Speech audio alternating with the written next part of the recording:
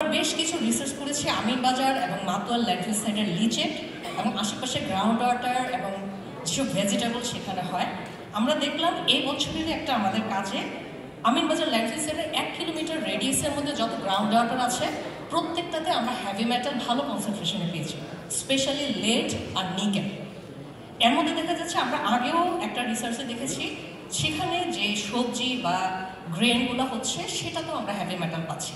এখন আপনি যখন বাজার থেকে কিনছেন আপনি কিন্তু জানেন না যে কোথাকার সবজি বা কোথাকার কোন গ্রেনটা আপনি খাচ্ছেন। এটা একটা সমস্যা। আরেকটা সমস্যা আমি বলবো পরিবেশের দিক থেকে আমাদের আরও কিছু কাজে যে আমরা গত 3 বছরের গবেষণায় দেখছি আমরা মাছ, চিনি, লবণ প্রত্যেকটা খাবারে আমরা মাইক্রোপ্লাস্টিক পাচ্ছি। মাইক্রোপ্লাস্টিক হচ্ছে যে প্লাস্টিকটাকে আপনি প্রতিদিন এনভায়রনমেন্টে ডিসকার্ড করে দিচ্ছেন, সেটা বিভিন্নভাবে ভেঙে ছোট ছোট সাইজের ফাইবার এবং ফ্রেগমেন্ট হয়ে যাচ্ছে। সেটা মাছের একদম ফ্ল্যাশে যেটা আমরা খাই সেটাতে চলে গেছে এবং আমরা প্রায় 18 প্রজাতির মাছে গবেষণা করে দেখেছি 97% মাছে আমরা মাইক্রোপ্লাস্টিক পেয়েছি। তার মানে দেখেন এই প্লাস্টিকগুলো আপনি খাচ্ছেন, শুধু যে প্লাস্টিক খাচ্ছেন কথাটা এমন না, প্লাস্টিকের সাথে স্টেবিলাইজ করতে বা ফ্লেক্সিবল করতে বেশ কিছু কেমিক্যালস ইউজ হয়, যেমন বিসফেনল এ, ফ্যালেট, পিভিসি।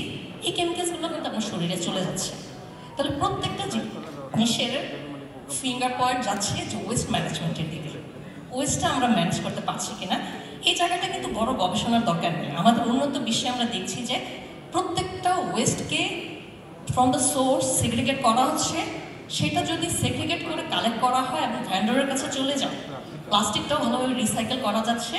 এবং এই যে খাদ্য নিরাপত্তা আপনারা এত সিনথেটিক ফার্টিলাইজার নিয়ে কথা বলছেন, প্রত্যেকটা দেশে যে পরিমাণ ওয়েস্ট প্রতিদিন জেনারেট হয় তার 50% হচ্ছে ফুড ওয়েস্ট। ফুড ওয়েস্টটা যদি আলাদাভাবে কালেক্ট করে কম্পোস্টিং করা হয় সেটাই তো আমরা এগ্রিকালচার ইউজ করতে পারছি। তা আমার মনে হয় ওয়েস্ট ম্যানেজমেন্টে বেশি করে সেগ্রিগেট করে কালেক্ট করে রিসাইকেল করার ব্যাপারে হ্যাঁ কিছু কিছু উদ্যোগ যে দেওয়া হচ্ছে না দেশে তা না, কিন্তু সেটা আরও বেশি আকারে নেওয়া উচিত। Thank you. জি।